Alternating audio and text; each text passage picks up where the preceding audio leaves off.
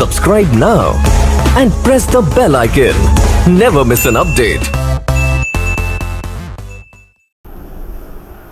इस इक्वेशन को आप हमेशा याद रखना, ये बहुत इंपॉर्टेंट इक्वेशन है। इस इक्वेशन से आपको पता चलेगा यदि आप प्राइमरी कॉइल में नंबर ऑफ टर्न छोटे रखते हैं और सेकेंडरी कॉइल में नंबर ऑफ टर्न बड़े रखते हैं तो आपको सेकेंडरी कॉइल का इंड्यूस्ड ईएमएफ बढ़ा हुआ इंक्रीज फील होगा। समझे ना, बढ़ा हुआ दिखाई देगा। मान लेते हैं ये 10 रखता हूं मैं, इसको 1000 रखता हूं, तो सोचिए क्या आएगा सेकेंडरी ईएमएफ। सेकेंडरी ईएमएफ आएगा 1000 इधर, यानी 100 इंटू ईपी, यानी 100 गुना आप इस ईएमएफ को 100 गुना इधर पाओगे। अगर आपने ये 10 रखा और ये आपने 1000 रखा, ये 10 ये 1000, तो आपने 10 गुना टर्न किए तो आपको 10 गुना क्या मिलेगा, आउटपुट। इसको कहते हैं स्टेप अप ट्रांसफॉर्मर। आपने क्या किया, स्टेप अप ट्रांसफॉर्मर। तो यानी जो हाइड्रो पावर प्लांट के पास ट्रांसफॉर्मर यूज किया जाता है वो स्टेप अप ट्रांसफॉर्मर होता है।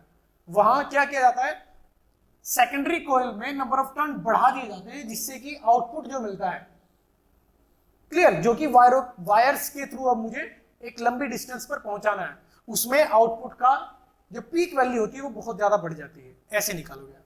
ये प्राइमरी और सेकेंडरी का आप वीआरएमएस भी बता सकते हो और पीक वैल्यू बता सकते हो एसी सोर्स की। आई बात समझ में, क्लियर। तो एक तो इक्वेशन ये आएगी। दूसरी बात जो पहले मैंने लिखा, इनपुट एनर्जी आउटपुट एनर्जी। यहां इनपुट एनर्जी मुझे पता है कि इंड्यूस्ड ईएमएफ इसमें क्या आया, ईपी। अगर इसमें इंड्यूस्ड ईएमएफ ईपी है, क्लियर, इस वाले में, तो आप ये लिख सकते हैं कि इनपुट एनर्जी वो आएगी primary into current of primary. ये आएगी नहीं आएगी इनपुट एनर्जी, समझे। और आउटपुट एनर्जी वी आई, मैं लगा रहा हूं वी आई, समझे क्या यूज कर रहा हूं, आरएमएस वैल्यू है और मैं वी आई फॉर्मूला लगा रहा हूं, वी आई, क्लियर। यहां क्या आएगा, ई सेकेंडरी, आई सेकेंडरी। अब इन दोनों को मैं बराबर रख रहा हूं क्योंकि ये 100% इफिशिएंट है, यानी फर्स्ट वाली पॉइंट्स में यूज कर रहा हूं, फर्स्ट वाला पॉइंट। तो इसमें क्या आएगा, EP IP is equal to ES IS. अब EP upon ES,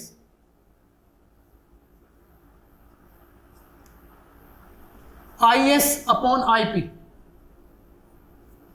EP upon ES ये रख सकते हो आप, NP upon NS, IS upon IP. तो यहां से आपको पता चलेगा NP into IP is equal to IS into NS. ये इक्वेशन आएगी सेकंड इक्वेशन, ये फर्स्ट इक्वेशन। सेकंड इक्वेशन को ध्यान से देखो। सेकंड इक्वेशन क्या बताती है मुझे, अगर प्राइमरी सर्किट में कुछ करंट है आईपी और आपने इसको 10 रखा और इसको क्या रखा आपने 1000, यानी प्राइमरी को आपने 10 रखा और दूसरे को आपने 1000 रखा, तो सेकेंडरी में जो करंट आएगी वो कितनी आएगी, 1000 नीचे आ जाएगा, आईपी बाई 100। यानी यदि आपने इसको 1000 और इसको 10 रखा तो सेकेंडरी सर्किट में करंट 1/100 हो जाएगी, बहुत ही ज्यादा कम हो जाएगी।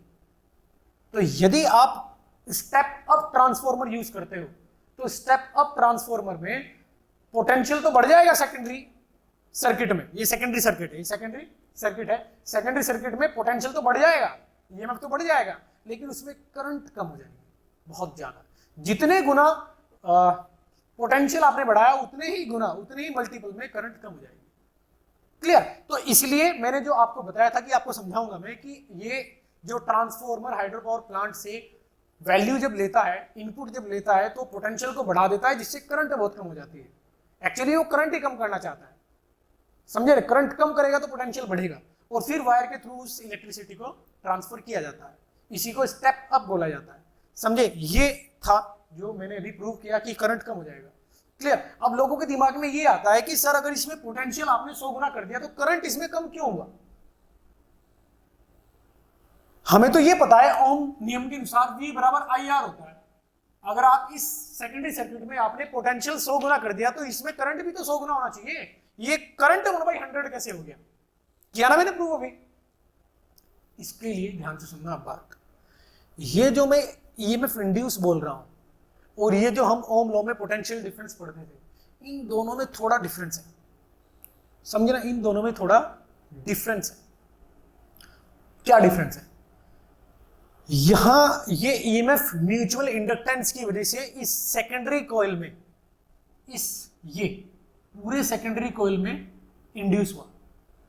अगर आप इन दोनों में रेजिस्टेंस रखते हो, अभी तक रेजिस्टेंस नहीं बोला था मैंने, मैं इसमें रेजिस्टेंस रखूंगा तो करंट अच्छे से डिफाइन कर पाऊंगा मैं, अभी करंट नहीं डिफाइन कर पाऊंगा, समझे? अब मैं यहां रेजिस्टेंस रख रहा हूं,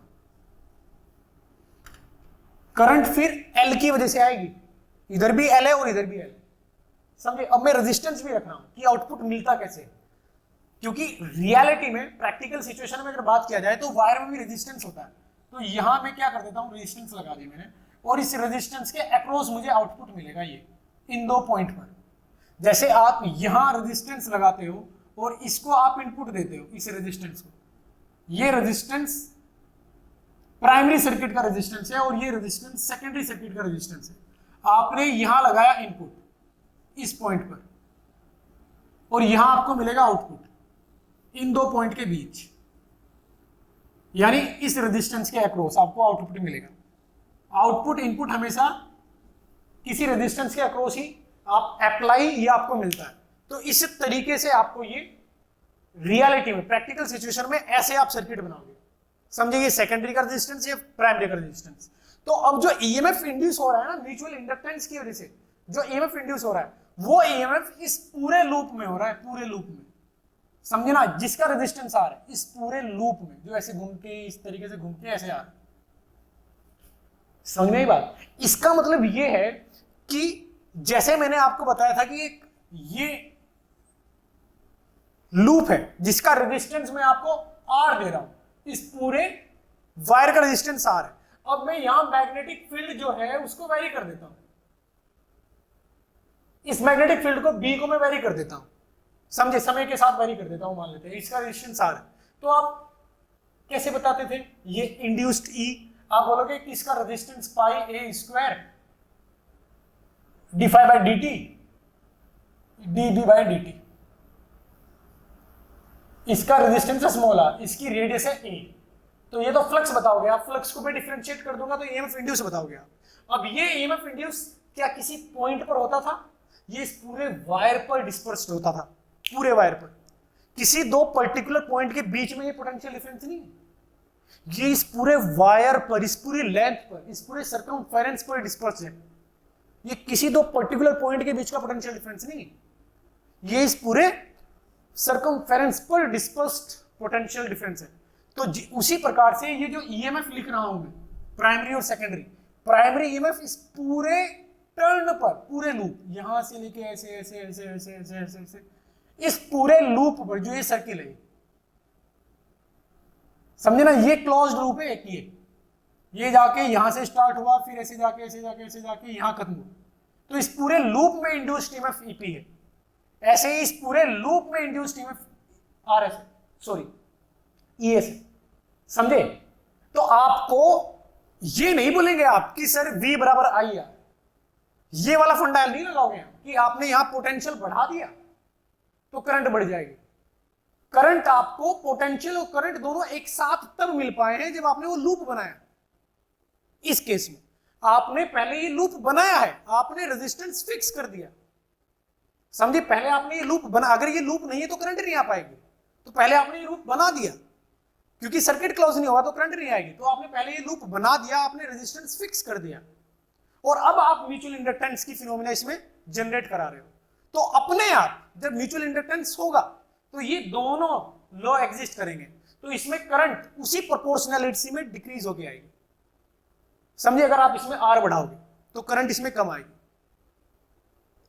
क्लियर? समझिए? इसमें नंबर ऑफ टर्न बढ़ाओगे, आर नहीं, नंबर ऑफ टर्न इसमें बढ़ाओगे। अगर इसमें इस आर की वजह से कोई रोल प्ले नहीं होगा इसमें, ये जो आर है इसका कोई रोल प्ले नहीं होगा इसमें। रोल प्ले किसका होगा? इस नंबर ऑफ टर्न का। ये आर मैंने गलत बोल दिया था, इस नंबर ऑफ टर्न का। अगर नंबर ऑफ टर्न ज्यादा है इधर तो इस वाले सर्किट में करंट कम आएगी। समझ में आई बात? ये म्यूचुअल इंडक्टेंस की वजह से इसमें इंड्यूस्ड ईएमएफ आ रहा है, और यहाँ ये बैटरी का पोटेंशियल डिफरेंस होता था, ये ईएमएफ बैटरी का होता था इधर, और यहाँ जो ईएमएफ आ रहा है वो म्यूचुअल इंडक्टेंस की वजह से आ रहा है, वो वेरिएबल है। समझना, वो चीज वेरिएबल है। क्लियर? वो डिपेंड करती है इस फ्लक्स पर कि इसमें नंबर ऑफ टर्न कितने हैं, और यहां ये V होता था कांस्टेंट। इन दोनों में अंतर है, इस V में और इस E में। तो ये मत सोचना कि इस लूप में करंट कम कैसे हो रही है यदि इसमें पोटेंशियल डिफरेंस बढ़ रहा है। इसमें पोटेंशियल डिफरेंस नहीं है, ईएमएफ है, इंड्यूस्ड ईएमएफ, जो कि म्यूचुअल इंडक्टेंस की वजह से आ रहा है।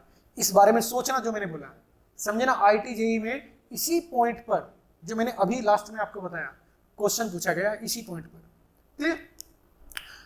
नीट और जेई के लिए मैंने जितनी इंफॉर्मेशन दी है आप अपने दिमाग में रखें।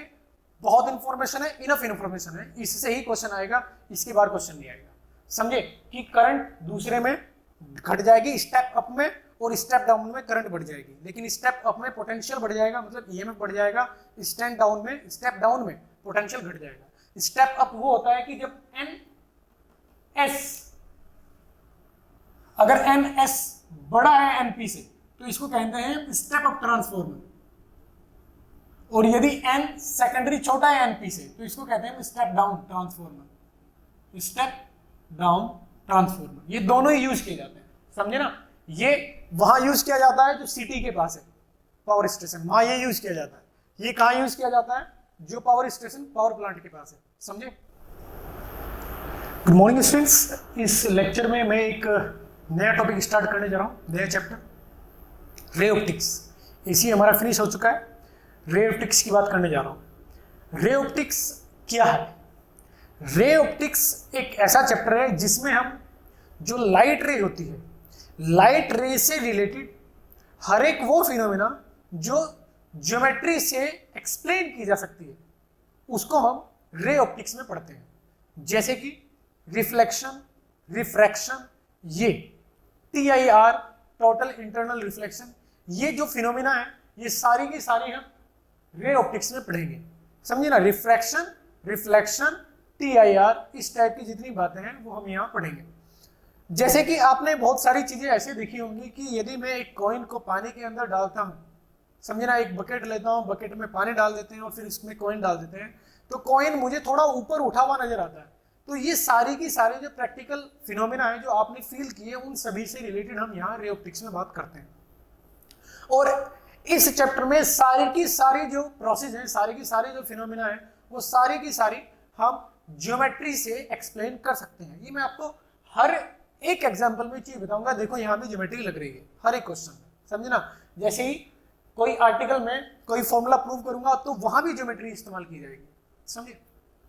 इसमें जैसे मैंने लिखा है, all phenomena which can be explain on the basis of geometry come under this section ray optics. Clear? First इसमें क्या है? रिफ्रैक्शन, रिफ्लेक्शन, रिफ्लेक्शन है फर्स्ट, रिफ्लेक्शन। सेकंड क्या है इसमें? रिफ्रैक्शन। रिफ्रैक्शन में ही आता है TIR, वो इसी के अंदर आता है। रिफ्लेक्शन, रिफ्लेक्शन पहले पढ़ेंगे हम ऑन प्लेन सरफेसेस,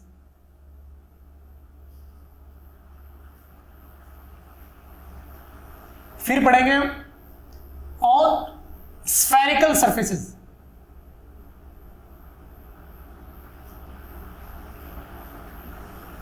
क्लियर?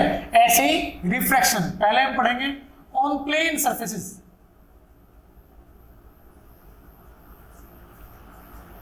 और फिर इसके बाद ऑन स्फेरिकल सरफेसेस।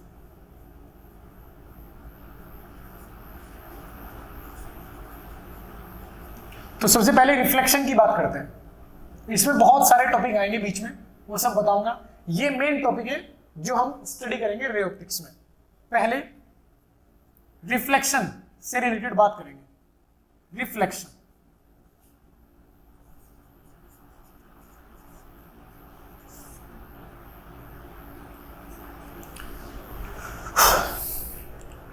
क्या होता है रिफ्लेक्शन? इसमें सबसे पहले पॉइंट आता है प्रोसेस ऑफ इमेजिंग, मतलब अगर मैं चारों ओर अपने देखता हूं, जैसे अभी मैं कैमरे को देख रहा हूं, क्लियर, तो मुझे ये चीजें कैसे दिखाई दे रही है, कौन रेस्पॉन्सिबल है कि मुझे कैमरा दिखाई दे रहा है, मुझे इधर ये चेयर दिखाई दे रही है, क्लियर, इसके लिए कौन रेस्पॉन्सिबल है, क्या प्रोसेस है जिसकी वजह से मुझे चेयर कैमरा दिखाई दे रहा है, क्या प्रोसेस है? वो प्रोसेस ये है, अगर मैं डायरेक्टली बोलूंगा तो इसके पीछे का रीजन है रिफ्लेक्शन। रिफ्लेक्शन की वजह से मुझे कैमरा, चेयर या आसपास की दीवारें दिखाई देती है। अगर लाइट एग्जिस्ट नहीं करती है, मान लेते हैं इस रूम में लाइट नहीं है, तो लाइट रिफ्लेक्ट नहीं हो पाएगी, तो मेरी आंखों पे इमेज नहीं बन पाएगा, इसलिए मुझे चीजें दिखाई नहीं दे पाएंगी। होता क्या है कि जैसे ही मैंने स्विच ऑन किया, इस रूम में लाइट का स्विच मैंने ऑन किया, बल्ब ऑन हुआ, तो वहां से लाइट निकली। अब वो लाइट जितनी भी बॉडी है आसपास, सब पे जाके पड़ेगी, बाउंस करेंगे, समझे ना, सबसे जाके टकराएंगे और वहां से बाउंस बैक होंगे। जैसे दीवार पे जाके यहां से लाइट टकराएगी, वहां से बाउंस बैक होगी, वापस आएगी और मेरी आंखों से टकराएगी, इसलिए मुझे दीवार दिखाई देती है। मुझे कैमरा इसलिए दिखाई दे रहा है कि लाइट आई है, कैमरे से टकराई है और टकरा के मेरी आंखों तक आई है, इसलिए मुझे कैमरा दिखाई दे रहा है। कोई भी चीज जो मेरे आसपास है वो मुझे दिखाई क्यों देती है? रिफ्लेक्शन की वजह से। लाइट आती है, उनसे टकराती है और वो आंखों तक जाती है, इसलिए वो वस्तु दिखाई देती है। अगर मैंने इस रूम में बल्ब ऑफ कर दिया, स्विच ऑफ कर दिया बल्ब, तो कंप्लीट रूम में मुझे डार्कनेस दिखाई देगी। इसका मतलब क्या ये मैं मानूं कि यहां चेयर नहीं है, यहां कैमरा नहीं है, यहां दीवारें नहीं है? सब चीज अभी भी है लेकिन लाइट नहीं है, इसलिए मैं उन चीजों को नहीं देख पा रहा। तो चीजों को देखने के लिए जो रेस्पॉन्सिबल चीज है, सबसे ज्यादा जो रेस्पॉन्सिबल, क्या बोलेंगे इसमें, चीज ही बोलेंगे, एक चीज ही है लाइट, समझे ना। जो सबसे ज्यादा रेस्पॉन्सिबल चीज है वो कौन है? लाइट। अब लाइट किस प्रोसेस के तहत हमें चीजों को दिखाती है? वो है रिफ्लेक्शन। आई बात समझ में? क्लियर? वही लिखने जा रहा हूं मैं यहां। सबसे पहले पॉइंट लिखेंगे हम यहां, process of imaging.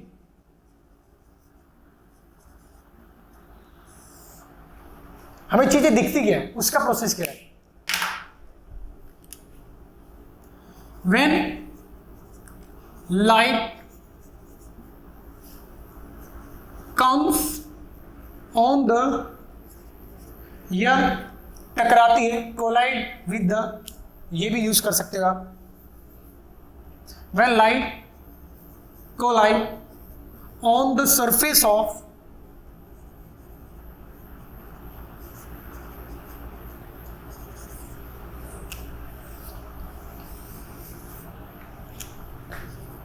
any body,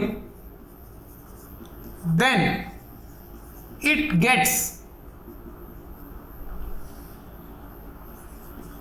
bounce back and then it enters in our eyes. Then that body is seen by us. This is the process of watching something.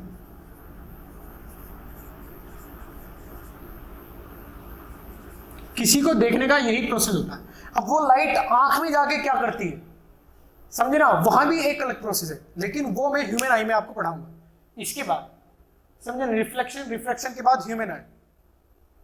Clear? Instrument, optical instrument आता है। Third point क्या है इसमें? Optical instrument. ये लिख देते हैं यहां, ऑप्टिकल इंस्ट्रूमेंट। इसमें एप्लीकेशन पढ़ते हैं इन दोनों की, रिफ्लेक्शन की एप्लीकेशन आती है ऑप्टिकल इंस्ट्रूमेंट में। क्लियर? इसमें ह्यूमन आई है, टेलीस्कोप है, माइक्रोस्कोप है, वो चीजें हम पढ़ते हैं।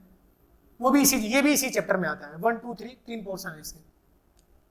तो ये प्रोसेस होता है। आंख के अंदर लाइट रे जाने के बाद क्या होता है वो कहानी अलग है, वो मैं बाद में बताऊंगा, जब इनको समझा दूंगा।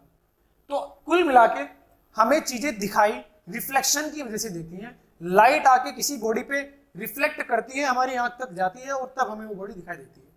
क्लियर?